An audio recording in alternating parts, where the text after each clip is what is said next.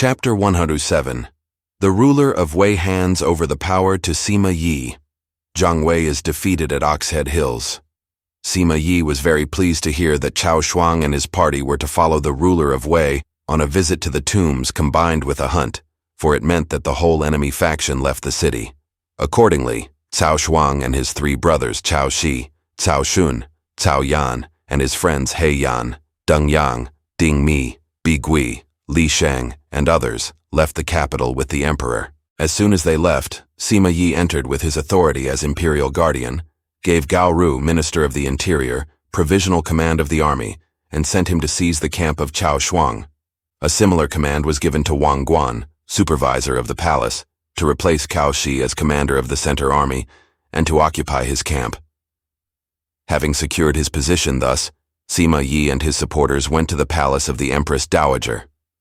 They said to her, "Cao Shuang has betrayed the trust placed in him by the late emperor and has ruined the government. His fault must be expiated." Empress Guo replied, "What can be done in the absence of the Son of Heaven? I have prepared plans for the destruction of these base ministers and will see to it that no trouble happens to yourself." The empress was much alarmed, but could only act as she was directed and agree. So two of Sima Yi's supporters, Commander Jiang Ji and High Minister Sima Fu, copied out the memorial he had prepared, and it was sent to the ruler of Wei by the hand of an eunuch. Then the arsenals were seized. Soon the news of the rising came to the knowledge of the family of Cao Shuang, and his wife, Lady Liu, came out from the inner apartments and summoned Pan Ju, commander of the gates. She inquired, "The master is outside, and Sima Yi is revolting. What does it mean?"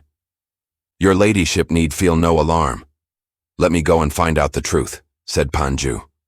Thereupon Pan Ju, at the head of several dozen bowmen, went up on the wall and looked around. At that moment, Sima Yi was crossing the court, and Pan Ju bade his men shoot.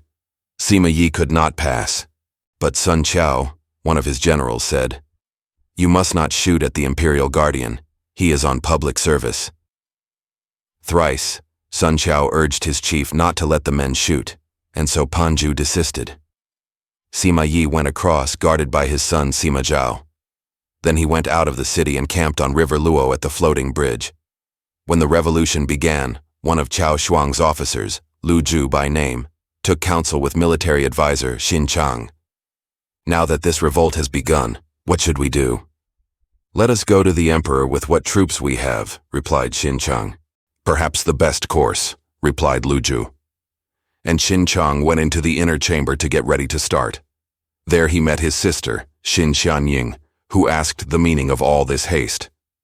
"His Majesty is out on a hunt, and Sima Yi has closed the gates of the city. This is rebellion." "I do not think so. He only means to slay Cao Shuang, his rival," replied she. "What will be the outcome of this?" asked her brother.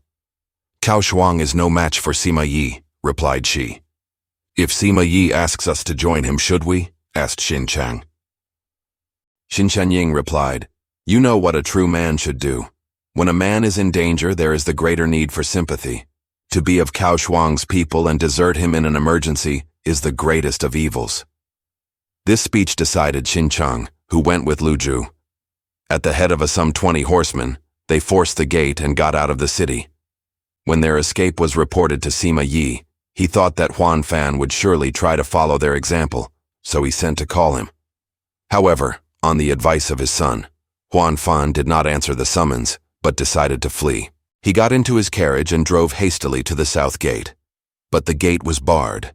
The commander of the gate, Si Fan, was an old dependent of Huan Fan. Huan Fan pulled out from his sleeve a slip of bamboo and said, "The Empress's command.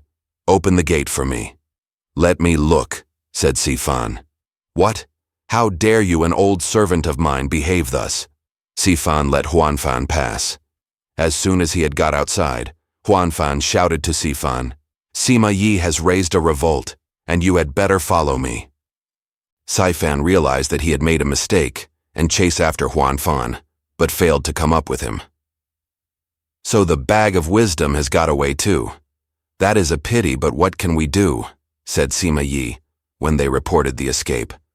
"The poor horse always hankers after the old stable and manger. Cao Shuang would not know how to use Huanfan, replied Jiang Ji.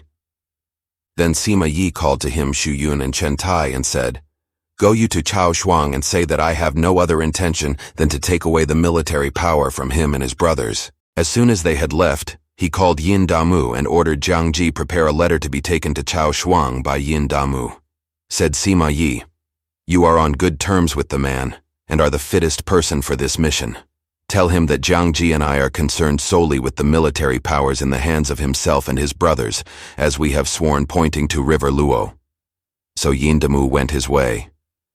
Out in the country, Cao Shuang was enjoying the hunting, flying his falcons and coursing his hounds. Suddenly came the news of the rising in the city and the memorial against him. He almost fell out of the saddle when they told him. The eunuch handed in the memorial to the ruler of Wei in the presence of Cao Shuang, who took it and opened it. A minister in attendance was ordered to read it. It said, "Sima Yi, general who conquers the West and imperial guardian, with bowed head and trepidation, presents this memorial. On my return from the expedition into Liaodong, His late Majesty summoned Your Majesty, Cao Shuang, myself and certain others to his bedside, took me by the arm, and impressed upon us all our duty in the years to be. Now Cao Shuang has betrayed the trust placed in him, has disordered the kingdom, usurped power at court, and seized upon power in the regions. He has appointed Zhang Deng, administrator of the city, to control the court and spy upon Your Majesty. He is surely lying in wait to seize the empire. He has sown dissension in the royal family and injured his own flesh and blood. The whole land is in confusion, and people's hearts are full of fear.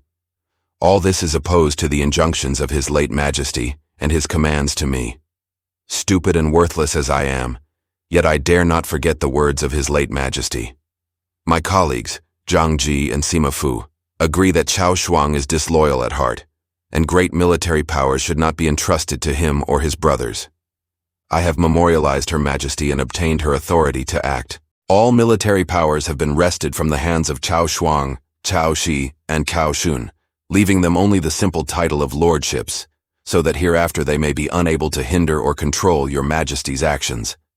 If there be any obstruction, the matter shall be summarily dealt with.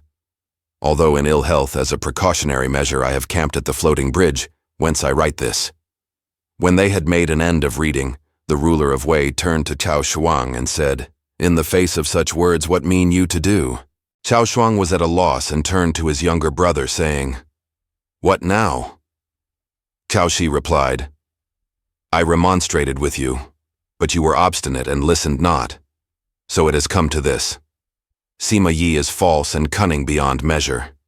If Zhuge Liang could not get the better of him, could we hope to do so? I see nothing but to yield that haply we may live."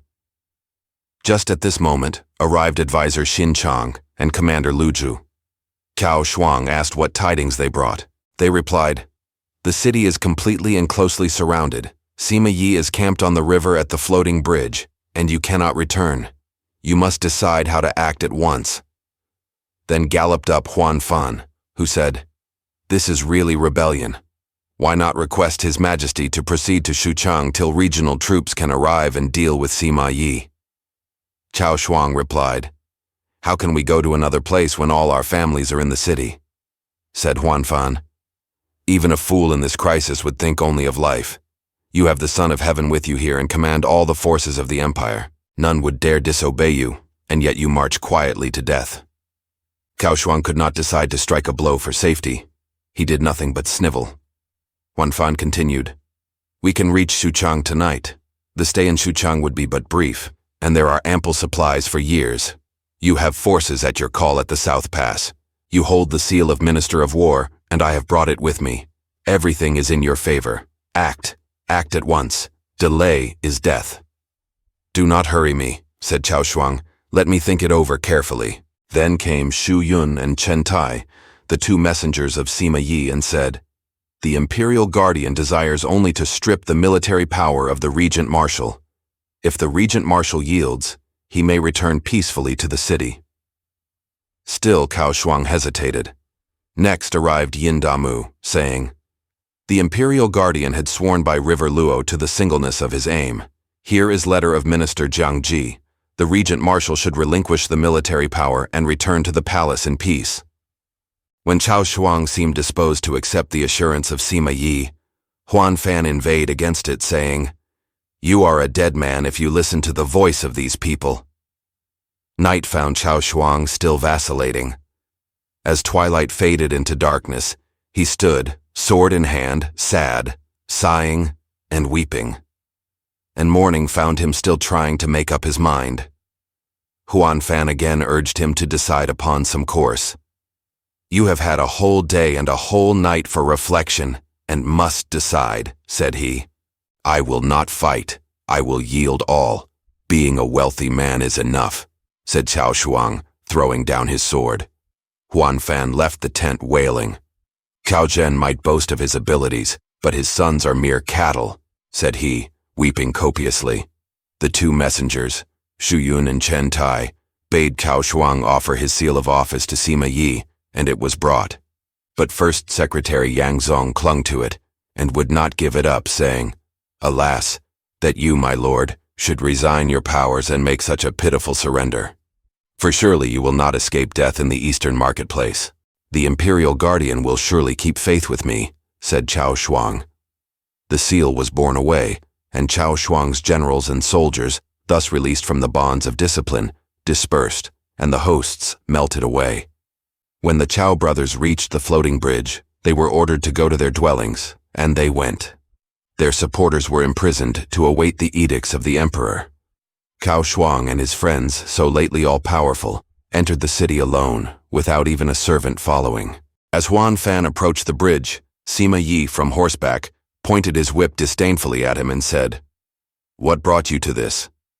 Huan Fan made no reply, but with head bent followed the others.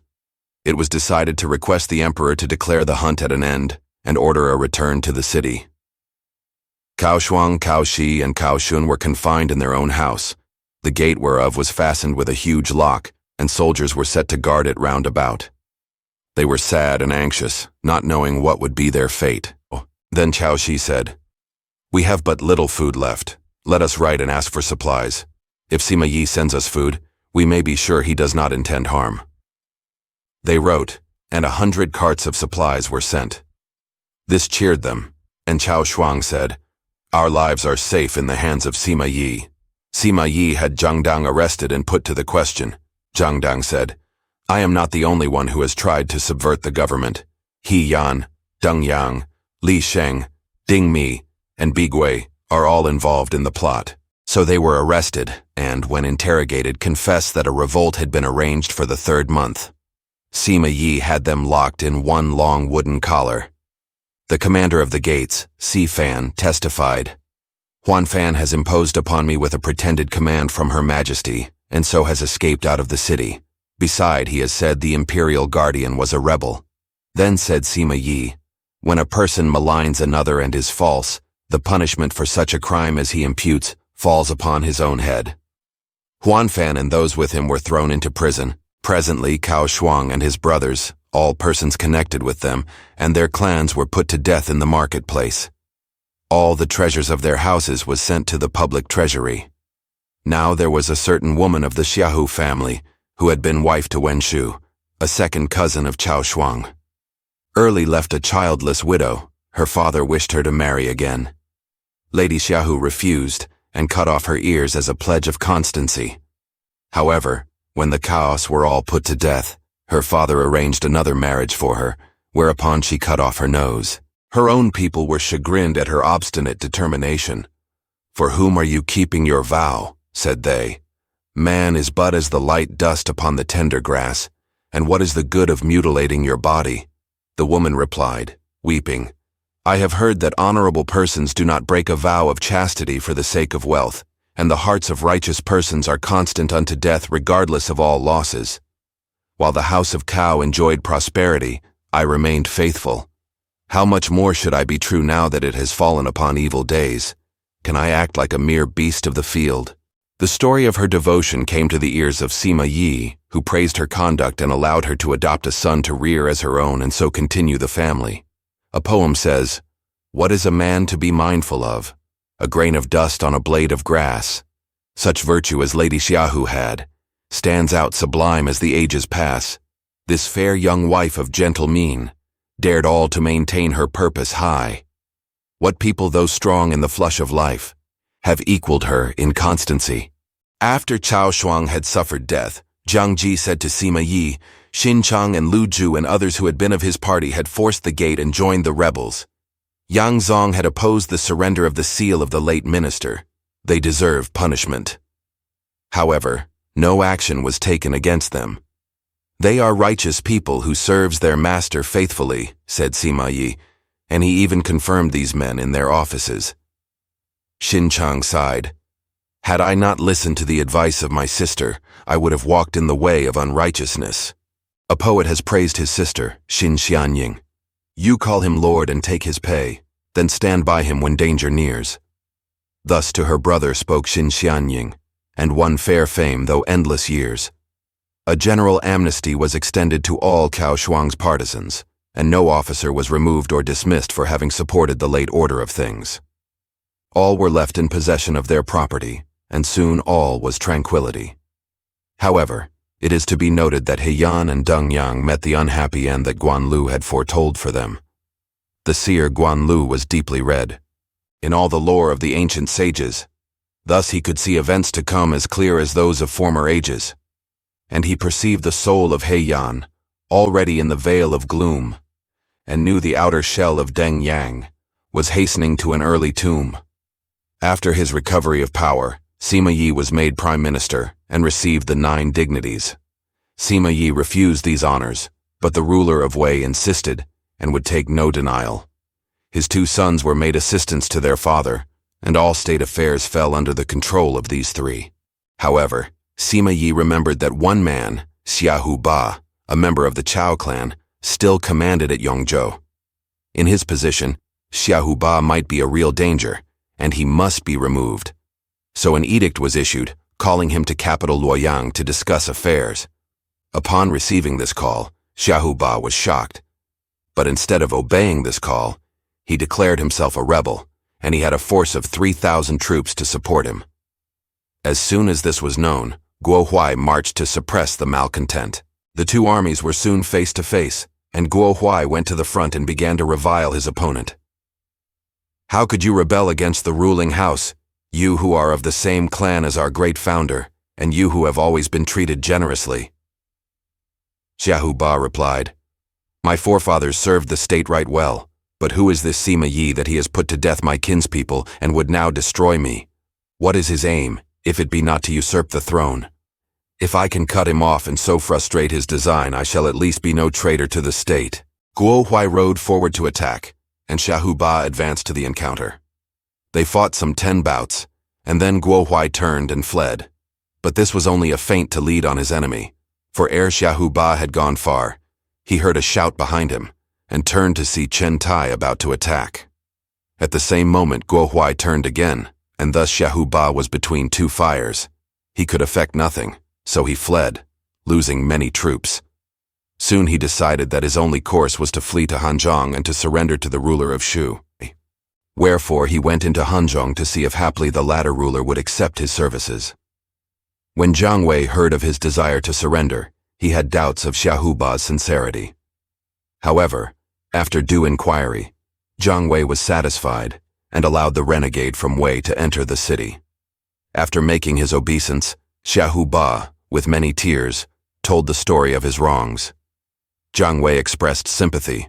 Said Jiang Wei, In the ancient time Weizi left the court of King Zhou in disgust, and this act has assured to him everlasting honor. You may be able now to assist in the restoration of the House of Han, and you will then stand no whit inferior to any person of antiquity.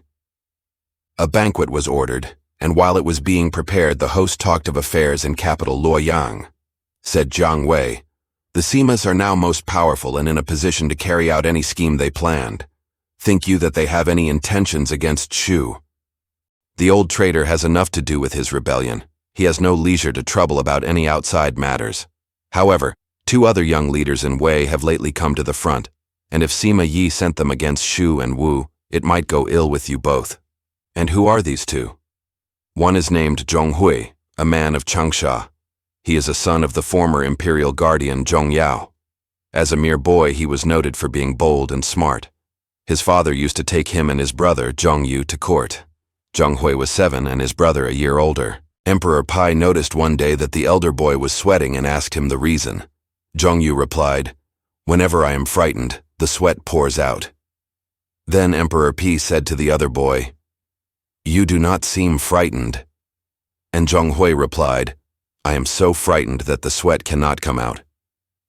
The emperor was discerned the extraordinary ability of the boy.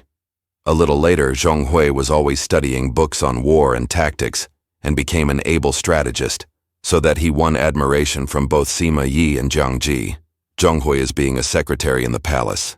The second man is Deng Ai from Jiang. He was left an orphan very early, but he was ambitious and enterprising.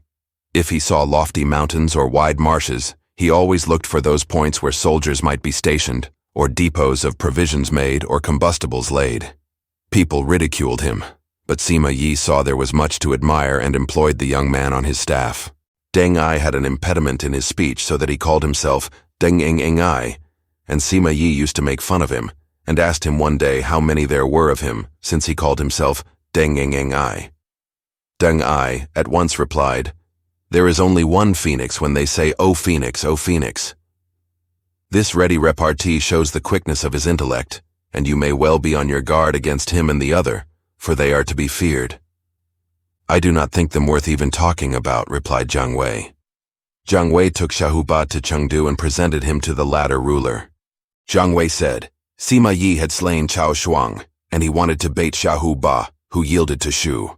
Now the Sima's father and sons are holding the supreme power. The young ruler Cao Fang is a weakling, and Wei's fortune is near its end. For many years in Hanzhong, our troops have been well trained, and our stores and depots filled with ample supplies. Now I wish to lead an expedition, using Xiahou as guide, to conquer the Middle Land and to re-establish the House of Han in its old capital. This is how I could show my gratitude to your majesty and fulfill the desire of the late Prime Minister. But Fei Yi, chair of the Secretariat, opposed any expedition, saying, "We have lately lost by death 2 trusty ministers, Jiang Wan and Dong Yun, and there is no one left fit to take care of the government. The attempt should be postponed. No hasty move should be made." "Not so," replied Jiang Wei. "Life is short. Our days flash by as the glint of a white horse across a chink in the door. We are waiting and waiting. Are we never to try to restore Han to its old glory? Remember the saying of the wise Sun Zi, 'Know thyself and know thine enemy, then is victory sure.' We are not the equals of the late Prime Minister, and where he failed, are we likely to succeed?" Jiang Wei said, "I would enlist the aid of the Changs. I have lived near them in Longshang and know them well. With their help, even if we do not gain the whole empire, we can at least conquer and hold all west of Chang'an." The latter ruler here closed the discussion saying, "Sir, as you desire to conquer Wei, do your best. I will not damp your enthusiasm." Thus the latter ruler's consent was given. Then Jiang Wei left the court and betook himself, with Xiahou into Hanzhong to prepare for a new expedition. "We will first send an envoy to the Changs to make a league with them," said Jiang Wei. "Then we will march out by the Shiping Pass to Yongzhou, where we will build up 2 ramparts in Kushan Mountains and garrison them. The position is a point of vantage. Then we will send supplies beyond the pass by land and waterways and advance gradually, according to the plan devised by the late Prime Minister." In the autumn of the year, AD 249, they sent the 2 Shu generals, Li Xin and Go Ai, with 15,000 troops, to construct the 2 ramparts in Kushan Mountains, of which Go Ai was to hold the eastern and Li Xin the western. When the news reached Yongzhou, the imperial protector, Guo Huai, sent a report to Luoyang and also dispatched Chen Tai with a force of 50,000 troops to oppose the troops of Shu.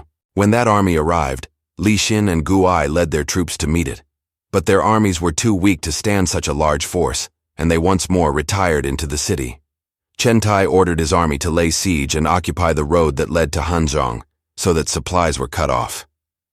After some days, and when the soldiers of Shu began to feel the pinch of hunger, Guo Huai came to see what progress his general was making. At sight of the position he rejoiced exceedingly, and when he returned to camp he said to Chen Tai, In this high country the city must be short of water, which means that the besieged must come out for supplies. Let us cut off the streams that supply them, and they will perish of thirst." So the Wei soldiers were set to work to divert the streams above the city, and the besieged were soon distressed. Li Xin led out a strong force to try to seize the water sources and fought stubbornly, but was at length worsted and driven back within the walls. After that, Li Xin and Guai joined their forces and made another attempt to go out and fight. But the Yongzhou troops surrounded them, and a melee ensued until Li Xin and Guai fought their way back to the city. Meanwhile, the soldiers were parched with thirst. Guai discussed the circumstance with Li Xin, saying, "I do not understand the delay of Commander Jiang Wei's reinforcements." Li Xin said, "Let me try to fight my way out and get help." So the gates were opened, and Li Xin rode out with some 20 horsemen. These were opposed and had to fight every inch of the way, but eventually Li Xin won, though severely wounded. All his followers had fallen. That night a strong north wind brought a heavy fall of snow, and the besieged were thus temporarily relieved from the water famine. They melted the snow and prepared food. Li Xin, severely wounded, made his way west along the hill paths. After 2 days he fell in with Jiang Wei. He dismounted, prostrated himself, and told his story. Kushan had been surrounded and cut off water supplies. By luck it snowed, and our soldiers were partly relieved, but the situation was very urgent. "The delay is not due to my slackness. The Chang allies we depended upon have not come," said Jiang Wei. Jiang Wei sent an escort with the wounded Li Xin to conduct him to Chengdu, where his wounds could be treated. Turning to Xiahou Ba, Jiang Wei asked, "The Chiangs do not come, and the Wei army is besieging Kushan. General, do you have any plan to propose?" Xiahou Ba replied, "If we wait for the coming of the Chiangs, it looks as if we shall be too late to relieve Kushan. It is very probable that Yongzhou has been left undefended, wherefore I propose that you go toward Ox Head Hills and work round to the rear of Yongzhou, which will cause the Wei army to fall back to relieve Yongzhou, and so relieve our force." "The plan appears excellent," replied Jiang Wei, and he set out. When Chen Tai knew that Li Xin had escaped, he said to his chief, "Now that this man has got out, he will tell Jiang Wei of the danger, and Jiang Wei will conclude that our efforts are concentrated on the ramparts and will endeavor to attack our rear. Therefore I suggest, General, that you go to River Yao and stop the supplies of our enemies, while I go to the Oxhead Hills and smite them. They will retreat as soon as they know their supplies are threatened." So Guo Huai marched secretly to River Yao, while Chen Tai went to the hills. When the Shu army led by Jiang Wei came near the Oxhead Hills, they heard a great shouting in front, and the scouts came in to report that the road was barred. Jiang Wei himself rode out to look. "So you intended to attack Yongzhou, did you?" shouted Chen Tai. "But we know it and have been watching for you a long time." Jiang Wei rode forth to attack. Chen Tai advanced with a flourish of his sword, and they engaged. Chen Tai soon ran away. Then the soldiers of Shu came forward and fell on, driving the soldiers of Wei back to the summit of the hills. But they halted there, and Jiang Wei encamped at the foot of the hills, whence he challenged the enemy every day. But he could gain no victory. Seeing no result after some days of this, Xiahou Ba said, "This is no place to remain in. We can get no victory and are tempting fate by remaining open to a surprise. I think we should retire till some better plan can be tried." Just then, it was reported, "The supplies road by River Yao has fallen into the hands of Guo Huai." Shocked with the news, Jiang Wei bade Xiahou Ba march away first, and he covered the retreat. Chen Tai pursued in 5 divisions along 5 different roads, but Jiang Wei got possession of the meeting point and held them all in check, finally forcing them back on the hills. But from this position, Chen Tai ordered his troops to shoot heavy discharges of arrows and stones so that Jiang Wei was forced to abandon his position. He went to River Yao, where Guo Huai led his force out to attack. Jiang Wei went to and fro smiting where he could, but he was surrounded and only got out by a desperate effort and after suffering more than half of his force. Jiang Wei hastened toward Yangping Pass, but fell in with another body of the enemy, at the head of which he saw a fierce, youthful leader, who at once rode out furiously to attack. This leader had a round face, long ears, and a square mouth with thick lips. Below his left eye was a large hairy mole. It was the elder son of Sima Yi. He was general of the flying cavalry, Sima Shi. "Simpleton, how dare you stand in my way?" yelled Jiang Wei as he rode forward with his spear set. Sima Shi met the attack, and a few bouts were fought before Sima Shi fled. Jiang Wei came off victor, and so was free to continue his way. Presently, he reached the pass, and was welcomed within its sheltering walls. Sima Shi soon followed and attacked the pass after his arrival, but those within the ramparts replied with the multiple crossbows, which threw 10 bolts at each discharge. For the army of Shu had made these engines of war after the design left by Zhuge Liang. What befell Sima Shi will be told in the next chapter. Thanks for watching. Please like the video and subscribe to the channel for more excellent content.